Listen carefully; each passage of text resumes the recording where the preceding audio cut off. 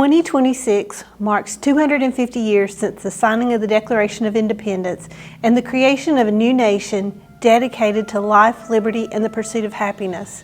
America's faced many challenges and changes over the past 250 years, and it gives each generation a great story to tell and a rich history to explore. Here in Caldwell County, we have that same rich history and great stories to tell. And that's what we're going to do. We're going to tell you some of the history of Caldwell County and hear from many of our residents who have great stories to tell. Welcome to the Hibriten Lodge number 262. One of the first things I'd like to point out is the way you become a Freemason. You have to be a man that believes in God, and you have to ask a Mason that's already in to join. At that point, they give you a petition. You fill it out. You find two Freemasons that are willing to, what we call, vouch for you and sign their name, attesting that you were a good man. And once that happens, it gets turned into the local lodge, which would be here. And then it's read out in one of the open lodges, and we end up voting on it in about a month if everything checks out as far as a criminal background check and things like that. So that's part of it. The person is put through an investigative committee, and they look at the past history, criminal history, and make a recommendation whether or not that person should be allowed to be let into the lodge. So that's kind of how you first become a Mason in the first place.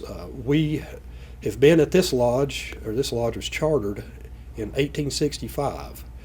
And it was chartered by one of the original members, was Samuel Patterson, who was a former Grand Master for the state of North Carolina. We used to have a place uptown. We've moved out here to Wilkesboro Boulevard. The building you see uptown is going to be our old lodge, which we gave up ownership in about 2014 to move out here.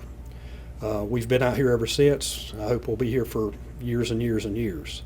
We meet every Thursday, first Thursday of every month, and we have our meetings start at 7:30. We always, like any other good organization, we have to eat first. So we eat at 6:30. We got some guys that will cook up great meals, and we meet. We do our degree work, which is exposing someone to a degree. There's 3 degrees in Blue Lodge, is what this is called. We do that on other Thursdays during the month, and that's kind of how we operate. To be the master of the lodge, you have to start out as the junior steward, and you work your way up from junior steward to junior deacon to senior deacon to junior warden to senior warden to master. It takes you about 7 years, and takes a lot of dedication and a lot of work to get to become the master of the lodge.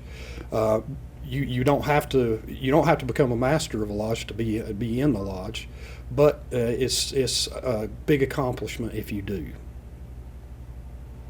What are some of the, I don't know how to say this, the other organizations that are associated with the lodge? Yeah, we have a lot of appendant bodies, and several meet here.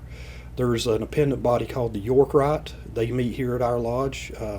We have a Yorkite chapter here. We also have a Shrine Club. Now, the Shrine is in Charlotte. It is Oasis Shrine, but we have a local Shrine Club that meets here as well. So you have the Yorkite, you have the Shriners, or the Shrine Club for locally, and we also have the Scottish Rite. The Scottish Rite is the third appendant body. Our meetings are held down in Charlotte at the Valley of Charlotte meeting place. So there's some of the appendant bodies for men. We also have an appendant body for young girls. It's called the Rainbow Girls, and we have a chapter here as well.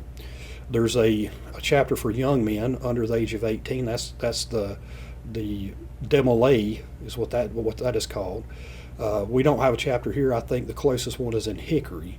You also have for women that are related to Freemasons. We have the Eastern Star. So the Eastern Star, we have meetings in, I think, Morganton, I think in Hickory as well. We don't have a Eastern Star chapter here, but however, we used to.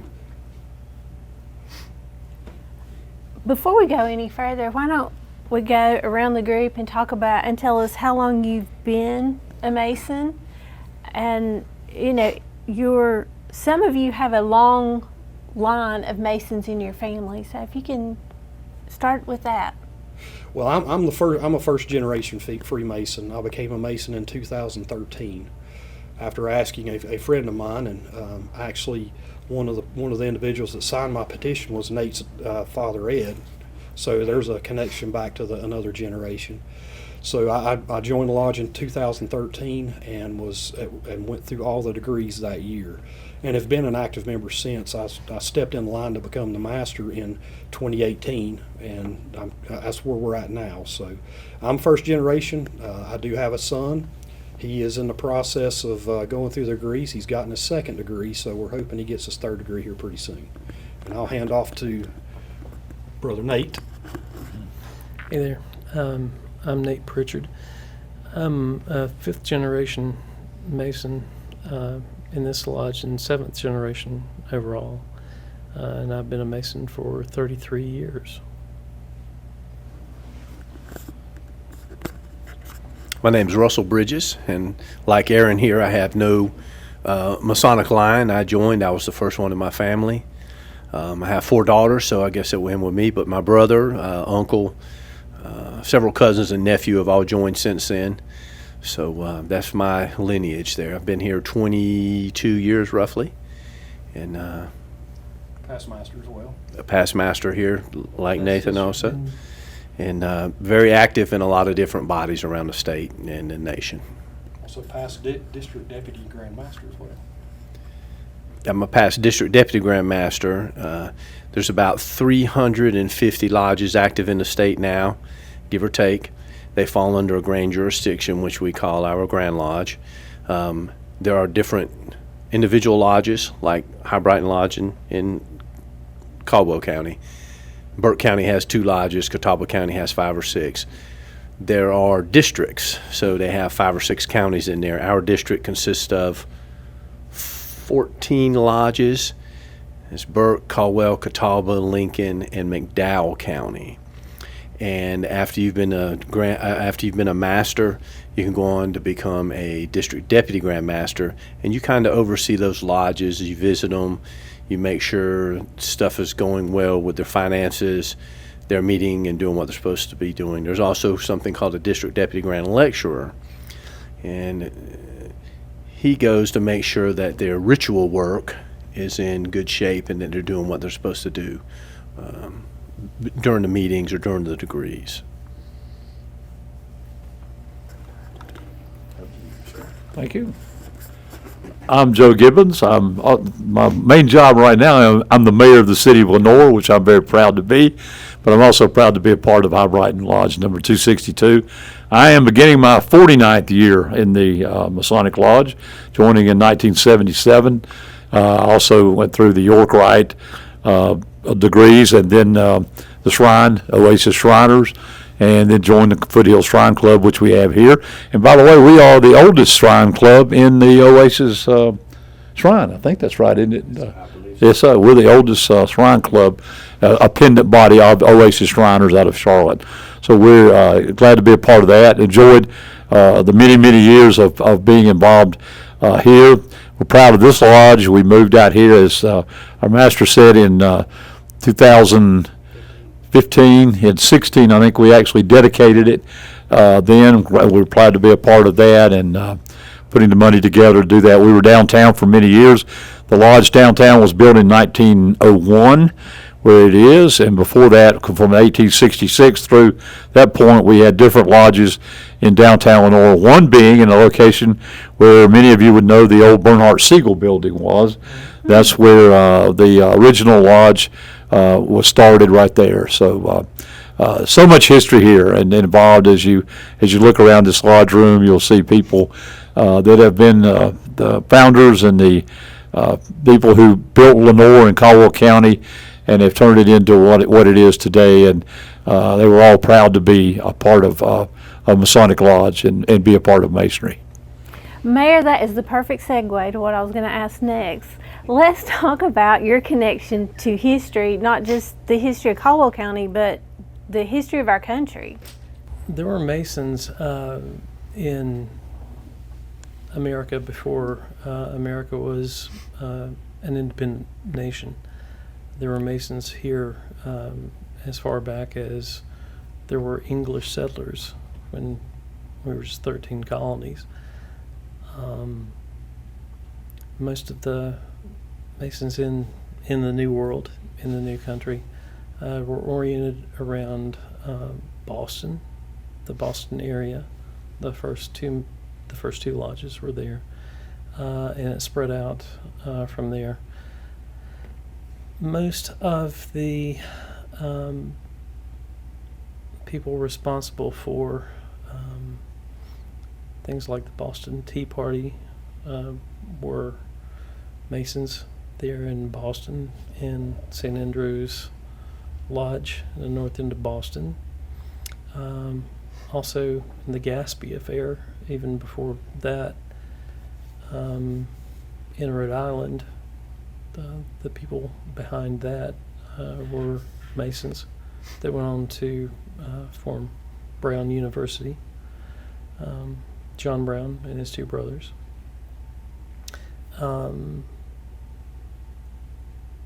They were involved in all aspects of the Revolution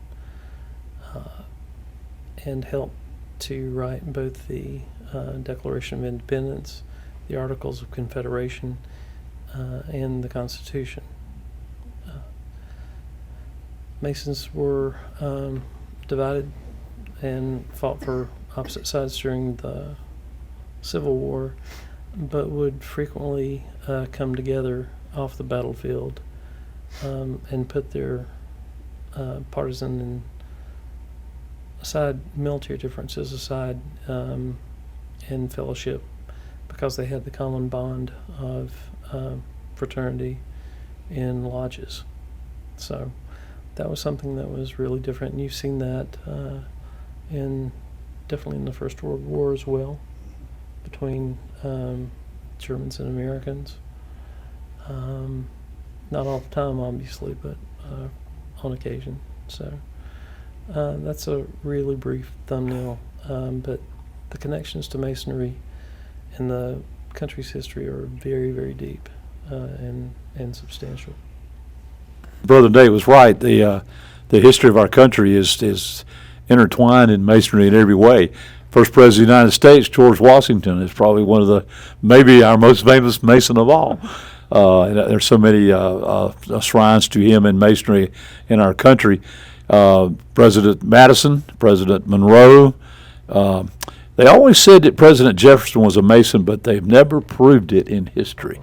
But he lived Masonic principles, and they've always said they thought he was, but they've never found that he was. But all of our forefathers were based everything that we did, and the Declaration and all the Constitution, the Bill of Rights, and all that was based on Masonic principles and Masonic teachings.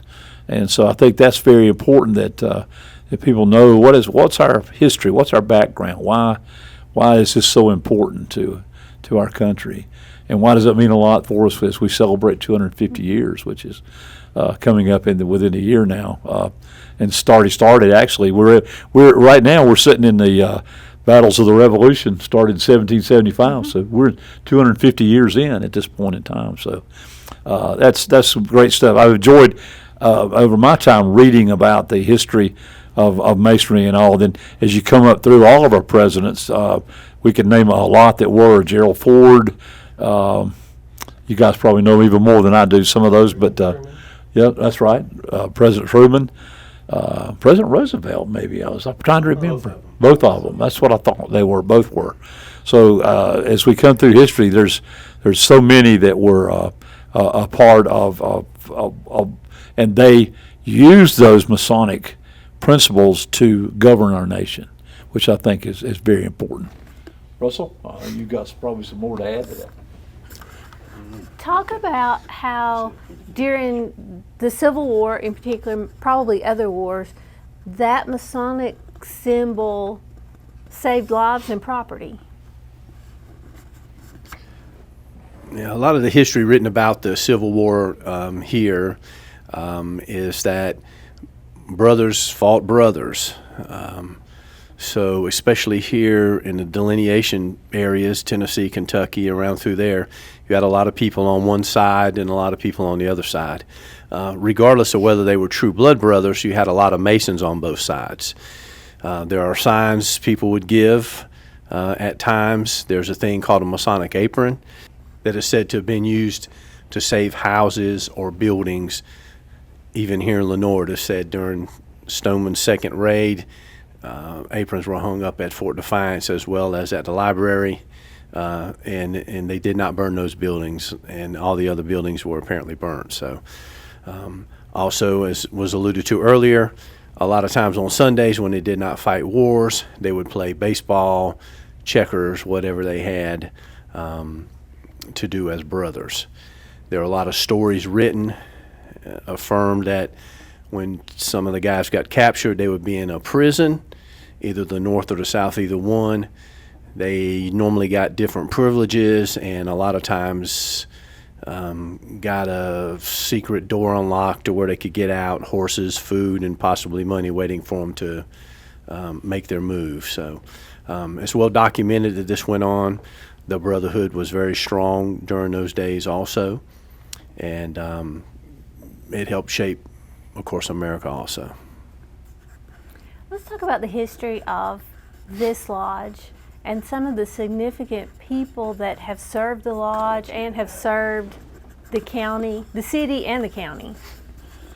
Well, gosh, if you look at the walls here, the worshipful masters that adorn this lodge were all part of building Caldwell County, Lenoir, and all the surrounding our townships that were here. But we talked about earlier, Worshipful Master Patterson, who was the first one here in this lodge, had come from the Wilkes Lodge and some others when this started, but he was part of that and was then with the Grand Master in North Carolina, but I think before he was here, but he was still part of that. But he was one, and then we had a Lieutenant Governor, Governor Newland, was a master here, a mayor of Lenoir, and was part of the great history here. But if you look, Mr. Broadhill was a master here, J.E., and he had several of the people from the Broadhill furniture industry, the Bernhardt line as well, Harper's, of course, from Fairfield and that era. They were all part of this, so they all made up our early days of building this community, and being a part of this lodge was very important to them. That's again, the Masonic principles was what they carried over into how do we put this county together? How do we put our communities together and make them better as we move forward? And they did that by being strong Masonic Christian people, and that was very, very important to that. We've mentioned Masonic principles, and I don't know if y'all can give me a broad idea of what those principles are. So to be a Freemason, you have to profess a belief in deity. You do not have to be a Christian. We have Muslim members, we have Jewish members, we have all sorts of members, but they must profess a belief in deity. They cannot be an atheist. They cannot be a member and be an atheist. Friendship, morality, and brotherly love. Charity is probably the biggest thing that Masons do. The numbers are not there, and it's hard to track down, but across the nation, with the hospitals that the Shriners and the Scottish Rite bodies have, the scholarships that are given out each year by local bodies, state bodies, and national bodies, they say the number is somewhere between $2 and $5 million a day in charity that the Masons across the states give. We have Shriners hospitals. I think about around 30 of those in the United States, one in Canada and one in Mexico. The Scottish Rite bodies have several hospitals still, and different appendant bodies have philanthropies that they support. Some are cancer centers, some are reading clinics, some work with autistic children, some are eye foundations, and one of the groups is called the Cryptic Masons Medical Research Foundation. And they're the ones that actually help perfect and come up with the plug in your leg and the ability to go through your wrist to do a heart catheterization. So that's one thing that we can look at and say, we can definitely put our finger on. We've probably been there or had a family member that's been there. We also have one group that works with diabetics and stem cell research, and those things have just, we've been so helpful to them in that we donate the money to where they can afford more research, or they can put another research person on their team. Again, these are appendant bodies across the states. There's always a local body and a national body. Brother Joe mentioned some of the better known community leaders that have been members of this lodge. One of the other tenets of Masonry, when we are here and as Masons, we tend to be on a level with each other. And traditionally, a lot of the community leaders were indeed part of the lodge, but also a lot of tradesmen were members of the lodge, just average Joes out there that worked for a living, worked hard for a living, had a skill, and they were good regular lodge members. And in here, they were on the same level as the leaders of industry, and that's one of the things that we really try to live.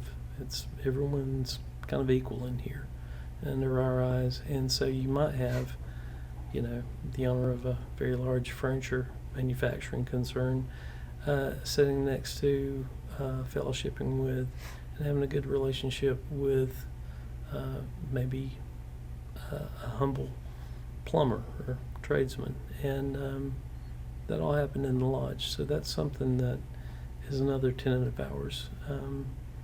There is hierarchy in here with officers and non-officer members, but everyone is considered kind of on the same level here, and that's one of the things that I think that people don't know about us, maybe. Nathan, hold on to the mic, please, because I'm going to ask you and Mayor this question. Okay. Both of you have generations before you, so you grew up with the idea of being a Mason and you understand. Tell me what that was like to grow up, you weren't in the lodge, but as a part of your daily life. The lodge was there and you were to some degree a part of that. Well, in my family, I'm the 5th generation of Mason in this lodge, and for 7 generations in my family that have been Masons without skipping a generation. Growing up, my mom and my aunt and others and their friends were all in Eastern Star, and most of the men were Masons. Many of the people that I grew up going to church with were, and just all the best folks that I knew growing up, the ones that you could count on, and the ones that you could count on to do the right thing, the morally upright, and kind of the first people there when you needed help. They were all Masons, and that's what I observed. Maybe not everyone has the same experience, but that was certainly mine, and there wasn't really a question as to whether or not I would join the lodge as soon as I was able to, and carried that on. And I believe Mayor might have a similar. Very much so, yes. My father, of course, was a Mason, and actually, before he passed, he received his 60-year pin as a Mason, and almost 60 in the shrine, just about a year from that before he passed. But I saw how much it meant to him, how much he enjoyed it, and how proud he was to be a part of being a Mason and a Shriner. and other things. Yorkite, he was also a Yorkite. My grandfather was also a Mason, and I didn't know much about it then because my grandfather died when I was 1, but I knew that he was. I have a lot of his things. Actually, it's funny. I have his one of his Masonic membership cards from 1953. He paid his dues in, I think it was March of '53. That's the year he died, and I have that card. So it's very special to me that I have that from that. And I was, like I say, a year old when he passed, and they used to laugh that I could walk under the table and he would laugh because I wouldn't hit my head on the table. But so it was special knowing that that he was part of it. My dad was part of it, and then I had several uncles. My dad's brother-in-law was a member of the Masons in Georgia, and others in the Shrine.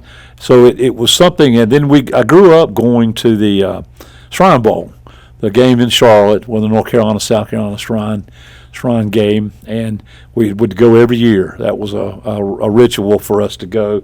Dad would take us, and we would go to the game and pack picnic lunch and watch the Shrine Parade as it came in from downtown Charlotte into Memorial Stadium and all that. And it was something I always said, one day I'd hope I can play in that game. Well, I didn't get to. I played in the North Carolina North-South All-Star game, but I didn't go to the Shrine Bowl, but came close. And so I always was very proud to support that part of it and be a member. And that's something I always wanted to do. I always wanted to say that I was a Mason and be proud of that. Again, you have so much history here, and I don't even know what to ask next. So I'm going to look to the group and say, what are we missing here? There's one thing I'd like to talk about. Okay. So one of the things we have been doing for a number of years in North Carolina, and we're one of the last states that are still doing that, part of our dues every year, part of the money we pay, and this is one of the charities that we really focus on. You hear us talk about the Masonic Home for Children. And I'd like to talk a little bit about what that is. It's down in Oxford, North Carolina, and it is a organization that's completely 100% funded by the North Carolina Masons. And they will take a child from infant till the age of 24, get them through college, and they will raise that orphan in a great environment, and that is no expense from the taxpayer. That's completely the Freemasons of North Carolina. So we pay for that every year as we pay our dues, and a lot of times you'll see us doing different fundraisers, and that money goes towards the Masonic Home for Children. It takes a lot of money to run an organization like that, and I think currently they have about 60 different kids that they're raising through house parents, and they're given a good structure and a good foundation to live their life from. So that's one of the things that I wanted to point out. That was a big charity, and that means a lot to a lot of members in the lodge. And that's 153 years old. 153 years old it's been there. Matter of fact, I think I've got a coin that says 150 years. So Russell should talk about the different independent bodies. Mm-hmm. But I just want to add one thing to that. We also have a Masonic retirement home that's located in Greensboro, and it's about 130 years old. It's somewhere in that area. If we are now open, just like a full facility, fully accredited. We take outpatient people there. We take people that are not Masons there, but we still do have, I'm gonna guess, around 15 or 20 that are of Masonic connection, either a Mason or their wife or possibly a dependent child that we take care of fully down there. We fully fund their stay there. So that's the other one. Before we go to dependent bodies, one thing when you said you weren't sure about, the people need to know about Masonry. It is the oldest and largest fraternity in the world, and it still goes on strong worldwide. Some countries have to hide their membership, and there is a Grand Lodge of Iran in exile, which is in California, and Iraq, and as you can imagine, most communist countries. A lot of countries, Ukraine, we found out when they got invaded by Russia, are very secretive about their Masonry. They do not display any symbols. You will not know where their lodges are. You will not know their members, because they understand what will happen if Russia were to take them over. Appendant bodies, there's always a discussion about what's dependent, what's concordant, and blah, blah, blah. For the sake of that, we'll just say things that are appendant bodies. And he spoke with them before. You have your Grand Lodge and your Blue Lodges, which is your regular 3 degrees of Masonry. You can join a York Rite, which leads into a Christian part of Masonry, and that's where your Templars come from. And you have 3 bodies in that: the chapter, the council, and the commandery. You can go in the Scottish Rite, which is open to any denomination, just like the Blue Lodge. You don't have to be a Christian. You have to, again, profess belief in deity. And there are up to 32 degrees in that, starting at your 4th degree where you left off in the Blue Lodge, so your 32nd. And then there is a 33rd degree, which is bestowed upon somebody for extra work or hard work or whatever it may be, work in the community or at the lodge itself. Off of a lot of these other bodies, usually the York Rite, there are tons and tons of appendant bodies that a past member from here who's passed away told me 20-some years ago, as far as your time and your wallet will take you, there are bodies for you. So there are a lot of appendant bodies. Again, we have probably 6 or 7 that meet here. Some local bodies, especially like in Charlotte, Fayetteville, the bigger cities, they have a lot of the bodies that meet there. Some of the smaller bodies don't have more than just a Blue Lodge that meets there. There is an Eastern Star, a women's component. There has to be a man, a Mason there at the meetings. You have some shrine offshoots, Daughters of the Nile, and a few other things that they have. And the youth ones, as he spoke about earlier, DeMolay and Rainbow, and they don't have to be Masonically related to get into that. Just this past year, due to membership lapses or decreases, they've passed it with Eastern Star now that any lady that passes just like in a Blue Lodge can be a member.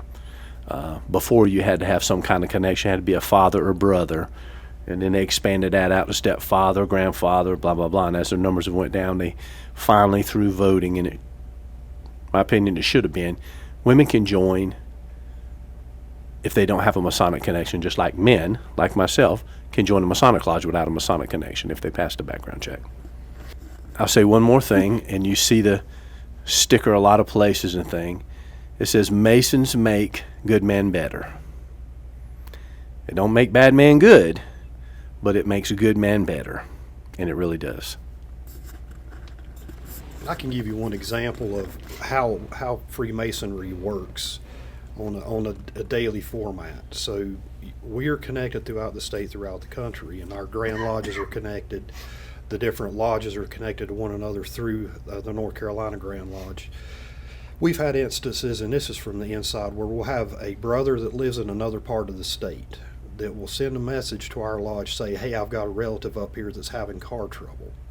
Is there anybody up there that can help? And we can get on in the group that we're in and say, hey, is anybody available to go help this individual out? They're having car trouble. And we have members that will say, yeah, I'm heading that way. They'll go help that person, that family member. And that's one of those things that is a real benefit, is you got a network of brothers throughout the state, throughout the country, even throughout the world, that you can reach out to when you need help. They're there to help you. And that's a real story that happened here recently. It was a brother from another part of the state had a daughter up here that's having car trouble, and one of the members in this lodge went and had taken care of that and made sure that they were on their way. So that's a real life example of what Freemasonry is all about. One more piece of history I will mention, how the Shrine and the Masons became together. The Masonry is the oldest, as we talked about. They were so serious in what they did and all their hard work, they needed a playground. So they created the Shrine to be that playground. That was where they could go and relax and all that. Well, after a while that was great, but then it needed a purpose. So that's when the Shrine came up with the Shriners, Crippled Children's Hospitals, the Burns Institutes, all the things that they now do. The greatest philanthropy in the world, is part of that. And that was created by Masons who started out just having a good time, but they needed a purpose, and they took that purpose to make it into what it is today. Not a child that ever goes to any of that pays anything when they go. And our lodge here and our shrine clubs here have always, over the years, we have raised money to do wheelchairs. We've done so many things with what is done in these communities, especially out of this community in many different ways. So that's something that I think we all can sit back and be proud of what it goes toward and what it means. Aaron, I'm going to ask both of you, what inspired you to become a Mason? I mean, what was that spark? Well, for me, I knew a few Freemasons. Like I said, my dad was never a Freemason. My dad never said anything negative about Freemasons, but I knew a couple of Masons. I knew what kind of men they were, and I knew what kind of reputation they had, and that's what drew me in. Is I wanted to find a group of men that had a good reputation, good heart, and something I could be a part of. One of the best men I knew was Nate's dad, and that's why I asked him to sign my petition. He made a big impact in my life outside of Freemasonry, and I could look at Ed, which was Nate's dad's name, and I could say, that's a good guy right there. I said, he's a Mason. I know he's a Mason. Another one I'll mention is Clyde Robbins. Clyde Robbins is a staple in the town of Hudson. I knew him, and I saw what kind of person he was, and that's what drew me to Freemasonry. It was the brotherhood is what really interested me. I wish I could say a good story like that, but mine was a little different, and I kind of backed into it. I had friends that were Freemasons, a few of them. This probably won't go on there anyway, but to predate it, I had an uncle by marriage, and his father, which was no relation to me, we called him Grandpa, but they were Shriners. I didn't know they were related at all, Shriners and Masons. And I always talked about these things they were doing. Well, they never invited me, so I really was not pleased with their group. So mine came after I got in. I did like the history of it. And as I studied more history, I found out most of the history you see is not real history. Well, who knows what real history is, but the truth versus another's truth. But after I got in here is when I found out what Masonry was about, and I met some more of those people, and not just the history, but the friendship, the friends you meet, but more so the people you can trust 100%. And a Grandmaster said to me years ago, I have 4 daughters, and a Grandmaster said to me years ago, when you sign a petition or you vote on a person in the positive to get in that lodge, you're giving them a key to your house with your wife and 4 daughters in it because you trust him wholeheartedly. And that I luckily found out about Masonry, even though I kind of backdoored in there. That has been one of the greatest things for me is the camaraderie and brotherhood. I will say there are probably the number one group in Masonry, if you want, I don't know how to say that correctly, but it's probably the military. And the second is probably the police, the armed whatever. And the third maybe firemen, and you go on. But there's a camaraderie in there. It's not quite like military, of course. It's a different whole field, but you have that camaraderie in there. You have that brotherhood. You have that friendship, and you have that trust. And it's real, yeah. I think what drew a lot of us, or what we've gotten them out of it after the fact, is the sense of trust. You know that we're very consistent about how people become Masons. We're picky. Not just everyone makes it through the background check or the investigating committee. So we try to maintain kind of a standard of person that we let in, and because we are called to trust them like we would trust a brother. We call each other brothers, and that's the way we act, and that's kind of the level of trust we have. But we also have, I think, a big sense of duty to the community, to each other, certainly to the nation. we're a pretty patriotic bunch, and that's one thing that's very consistent. We don't always agree politically from time to time, or religiously necessarily, but we can kind of agree to come together across this one thing that's outside of politics and outside of the religion, the different denominations. And that's one of the really great things that I think is a strength of ours. It's an attractive thing to me. So I have one more question, and this may not make it to the cut. In my research, I was John Hawkins' book on Buffalo. He talks about the Oddfellows Lodge that was there in the 1800s. And then he makes a connection that says that once that was disbanded, some of the members joined the Lenore Mason Lodge. How do those two connect? And that's as much for me as it is for the program. I preface this by saying I'm not an odd fellow. I've never have been. Odd fellows are a fraternal group, almost like Masons. They do a lot of stuff like Masons. They have the same offices. They wear jewels. They wear aprons. They have a hierarchy, Grand Lodge, blah, blah, blah. A lot of people are members of the Odd Fellows and the Masons. You can be a member of both. There's no reason we couldn't join the Odd Fellows. I think there's one group in North Carolina still left.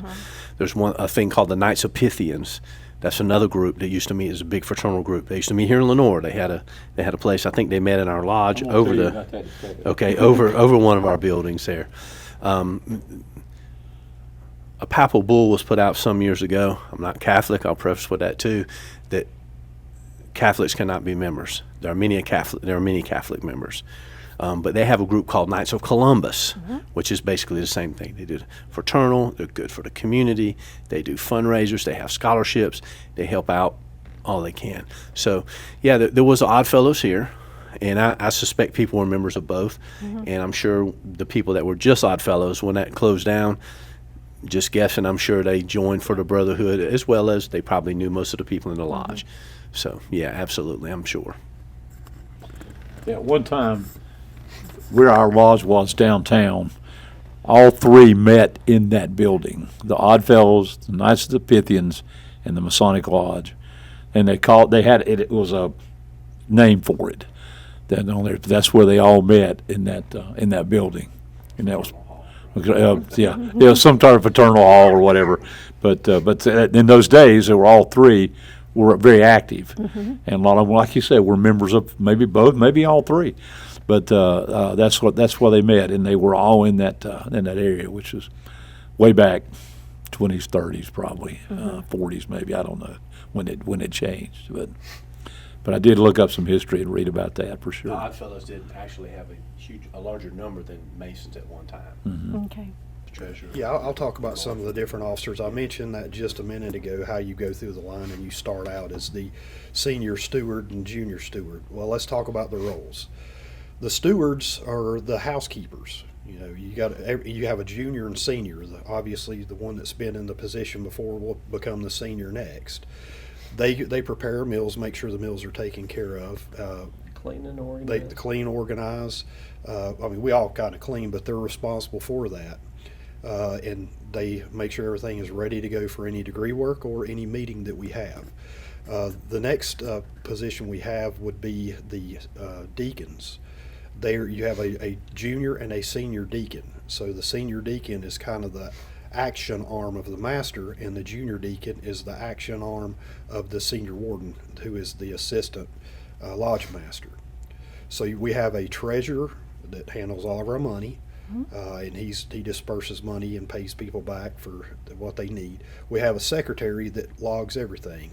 Our current secretary is tied into about everything. He's got his hands in a little bit of everything because he has to, and it's one of the toughest jobs in the lodge is being the secretary. I can definitely say that. Then you have your junior warden.